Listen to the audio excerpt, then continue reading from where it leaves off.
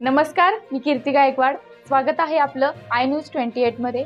चला तर मग जाणून घेऊयात महाराष्ट्रातल्या ताज्या घडामोडी. लाड सुवर्णकर महिला मंडळातर्फे महिला दिनानिमित्त कार्यक्रम उत्साहात.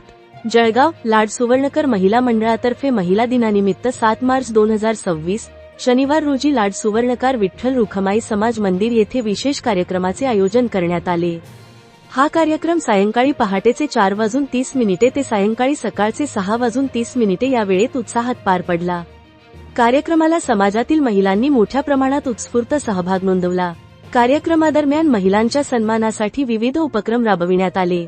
उपस्थित महिलांनी महिला सशक्तीकरण, समाजातील महिलांची भूमिका आणि एकात्मतेचा संदेश देत आपले विचार व्यक्त केले.